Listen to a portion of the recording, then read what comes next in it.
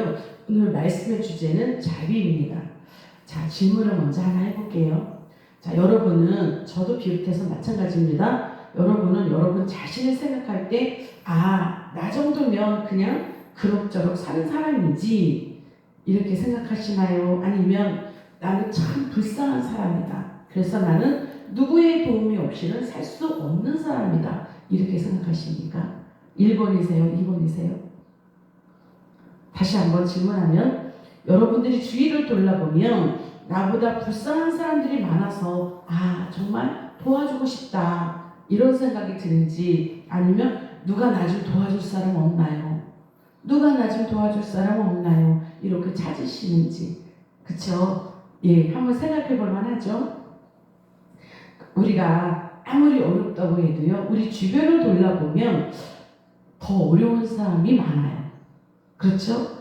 내가 지금 뭐 풍족해서 넉넉해서 나는 부자다 이것이 아니라 나도 어렵고 나도 힘들고 사실 그러는데 둘러보면 나보다도 더 힘들고 더 어려운 사람들이 많더라 아는 것입니다. 그래서 내가 힘들고 어려워도 내가 돕고자 하는 마음만 있으면 얼마든지 내가 가지고 있는 그것으로도요 다른 사람을 도울 수 있습니다. 우리가 내가 가진 것이 많고 풍족해서 남아 돌아가서 그때 내가 도울게요. 그거는 진짜 도움이 아닌 거거든요. 진짜 도움은 나도 힘들고 나도 그게 꼭 필요하지만 그러나 그런 어려운 가운데서도 도와주는 것 이것이 진짜 도움을 주는 것입니다.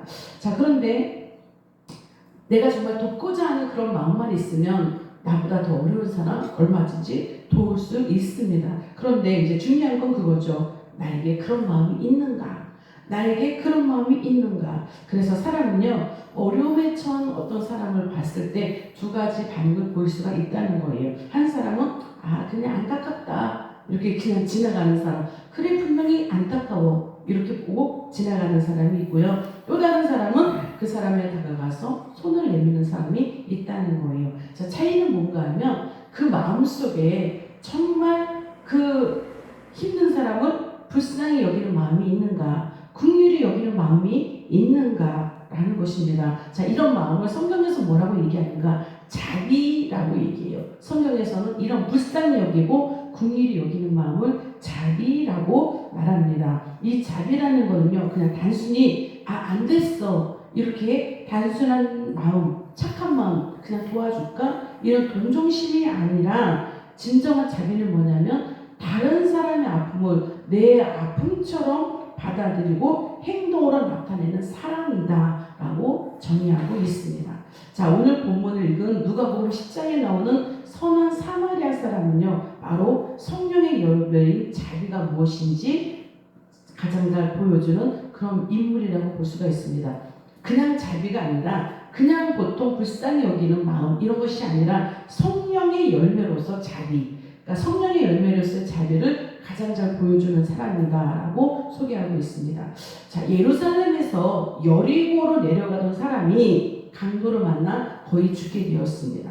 예루살렘에서 여리고로 간다라고 하면 대부분 유대인들입니다. 그래서 이 사람은 유대인이구나라고 우리가 볼 수 있는 거예요. 자, 그런데 그렇게 강도를 만나서 거의 죽게 되는 사람, 쓰러져 있는 사람을 봤는데 그 길을 지나가던 제사장과 레위인들이 그 사람을 보았습니다. 쓰러져서 거의 죽게 된 사람을 보았습니다. 그런데요, 그냥 지나갑니다. 그냥 피해서 지나갑니다. 그런데 그렇게 지나갈 수밖에 없는 이유도 있습니다. 하나는 강도 만난 사람 옆에 있으면 혹시 또 아직 강도가 거기 있을지도 모르잖아요. 그러면 나도 거기 있다가 강도를 만날 수 있는 거예요. 나도 위험에 처할 수 있습니다. 자, 또 한 가지 이유는 혹시 이 사람이 죽었다면 그럼 시체잖아요. 자, 그러면 이 제사장이나 레위인은요 성전에서 그 예배를 섬기는 자입니다. 제사를 섬기는 자예요. 그래서 부정하면 안 되는데 시체를 만지면 부정하는 거예요. 그래서 그들이 이 소명을 감당할 수 없기 때문에 시체를 만지면 안 돼요. 그래서 혹시 시체인가 하고 그냥 피해갈 수도 있었겠죠. 자, 그런데 어쨌든 중요한 건 그거죠. 제사장도 레위인도 그냥 지나갔더라. 자, 그런데 세 번째 사람 누가 오는가? 사마리아 사람이 여행을 가다가 그 사람을 만났습니다. 자, 그런데 누가복음 10장 33절에 보면 이 여인을 가던 이 사마리아 사람이 강도 만나서 죽게 된 이 사람을 보고 어떤 마음을 가졌는가? 그를 보고 불쌍히 여기었다라는 마음이 있다라고 표현하고 있습니다. 자, 이 사마리아 사람은요, 강도 만난 그 사람을 그냥 지나가지 않고 불쌍히 여겼습니다. 그랬더니 어떻게 했는가? 지체하지 않았습니다. 죽을 그 사람에게 달려갔고요. 자기가 가지고 있는 기름과 포도주를 꺼내서 그 상처를 씻어주고 싸맸습니다. 그뿐만이 아니라 자기가 타고 갔던 그 짐승에다가 그 강도 만난 사람 태웠고요. 주막으로 데려갑니다. 그래서 거기서 잘 치료해주고요. 자기가 가야 될 일이 있으니까 주막 주인한테 얘기해요. 이 사람을 잘 돌봐주세요. 그리고 이 사람에게 필요한 모든 경비는 내가 갔다 와서 다 지불하겠습니다. 라고 말을 합니다. 이 사람이 거의 이 강도 만나 죽게 된 사람이 유대인이라고 했습니다. 자, 그런데 그 당시의 역사적인 상황을 보면 유대인들은요, 사마리아 사람들을 사람 취급도 하지 않았습니다. 굉장히 무시하고 멸시했습니다. 여러 가지 역사적인 사건이 있어서 이제 그렇긴 했지만 어쨌든 유대인 사람들이 사마리아 사람들을 얼마나 무시했는가 하면 사마리아 지역으로 가지 않았어요. 사마리아 지역으로 가면 굉장히 지름길로 가는 건데 항상 우회 도로를 택해서 갔습니다.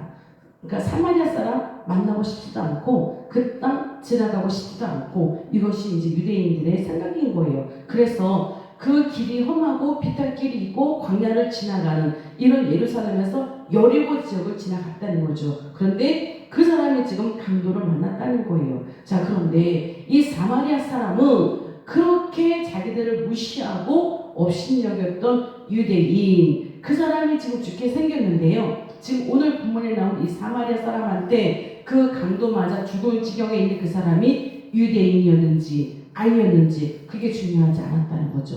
그럼 이 사람에게 무엇이 중요했는가? 지금 이 사람이 죽어가고 있다는 거예요.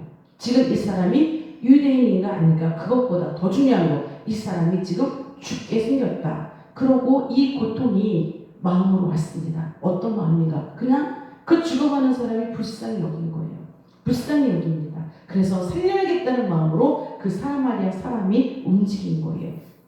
여기서 불쌍히 여기다라는 이 말은요, 언어적으로 따지면 그냥 보통 그냥 불쌍하다 이것이 아니라 이 창자가 뒤틀릴 정도로, 우리가 보통 애간장이 탄다라고 얘기하잖아요. 그러니까 그 정도, 우리 애간장이 탈 정도로 창자가 뒤틀릴 정도로 그렇게 아픈 마음, 그렇게 긍휼히 여기는 마음, 이것이 바로 오늘 본문에 나오는 불쌍히 여겨라는 말에 다 들어가 있다는 말이에요. 자, 그런데 이 말씀이, 이 불쌍히 여겨라는 이 말이 신약성경 사복음서에 많이 나옵니다. 이 말을 누가 많이 썼는가? 예수님이 많이 사용하여 주셨어요. 사복음서에 보면 예수님이 만난 사람들을 보면 다 죄인들이고요, 병자들입니다. 안타까운 그런 사람들이에요. 그런데 예수님께서 그런 사람들을 볼 때마다 불쌍히 여겼다라고 말씀하세요. 그리고 불쌍히 여겼다라고 표현하는 그 사람들에게는 다 기적을 베풀어 주시는 거예요. 그러니까 아픈 사람을 보면 불쌍히 여겨서 그를 고쳐주시고, 또 연약한 자들을 보면 불쌍히 여겨서 그들에게 오병이여 4,000명, 5,000명을 먹이시는 그 기적도 베푸시고요. 또 불쌍히 여겨서 귀신 들린 자도 쫓아내시고, 그러니까 우리 예수님께서 불쌍히 여긴 그 사람들에게 다 이렇게 기적을 베풀어 주셔서 그들을 세워가시는 이런 일들을 볼 수 있었다는 거예요. 자, 그러면 우리도 예수님이 그렇게 하셨는데, 그럼 우리도 모든 연약한 자들, 병든 자들, 죄인들을 보면 우리도 불쌍히 여겨야 되잖아요. 왜냐하면 우리도 예수님의 제자니까, 예수님의 마음을 닮아가는 사람들이니까 우리도 그렇게 해야 된다는 거잖아요. 그런데 사실 우리는 그렇게 하지 못한다는 거죠. 저도 제가 먼저 나는 그렇게 합니다. 그러니까 여러분도 그렇게 하세요. 이렇게 하면 참 좋겠는데 저도 그렇게 하지 못한다는 거예요. 왜 그런가 하면 우리의 마음은 돌같이 굳어져 있기 때문에 그렇다는 거예요. 우리의 마음은 돌같이 굳어져 있기 때문에 그런 사람을 봐도 그렇게 애간장이 타도록 그렇게 불쌍히 여기는 마음이 들지 않는다는 거죠. 자, 그런데 에스겔 36장 26절에 보면 뭐라고 말씀하시는가 하면 우리의 돌처럼 굳어져 있는 마음을 부드럽게 하라는 거예요. 우리의 돌처럼 굳어져 있는 마음을 부드럽게 하라. 그런데 어떻게 해야 돌처럼 굳어져 있는 마음이 부드럽게 되는가? 새 영, 즉 우리에게 성령이 임해야만 우리는 돌처럼 굳어져 있는 마음이 부드럽게 될 수 있다는 것입니다. 즉 뭐냐면 우리의 마음으로는, 우리의 힘과 능력으로는 마음이 부드럽게 될 수 없다는 거예요. 즉 성령께서 우리에게 임해 주셔야만, 성령께서 내주하시고 성령께서 우리의 마음을 움직여 주셔야만 우리는 이 돌같은 마음이 부드러워져서 그런 연약한 자들을 보고, 그렇게 병자를 보고, 그런 죄인을 보면 진짜 애간장이 타도록 그렇게 불쌍히 여길 수 있는 마음이 올라온다는 거예요. 우리는 실질적으로, 저도 그렇습니다. 육적인 생각을 보면 어떠냐면 변화되지 않는 사람이 있잖아요. 그렇죠? 아무리 말씀을 들어도 변화되지 않는 사람이 있잖아요. 그럼 우리는 어떻게 해요? 아 정말 왜 저럴까? 왜 저렇지? 왜 그렇게 변화되지 않지? 우리는 정죄하거든요. 저부터도 그래요. 나에게 힘들게 해코지 하는 사람 보면 어떻게 합니까? 괘씸해요. 정말 괘씸해요. 이것이 내 생각이에요. 저의 생각이에요. 이것이 바로 우리가 가질 수 있는 육적인 생각입니다. 자, 그런데 이런 어쩔 수 없는 우리의 생각인데 우리 주님은 성경에서 뭐라고 얘기하는가? 예수님을 닮아라. 너의 생각 말고, 너의 그 마음 말고, 육적인 생각 말고 예수님을 닮아라. 그것이 바로 빌립보서 2장 5절입니다. 너희 안에 이 마음을 품으라. 고 그리스도 예수의 마음이니. 즉 우리에게 자꾸 예수님의 마음을 품으래요.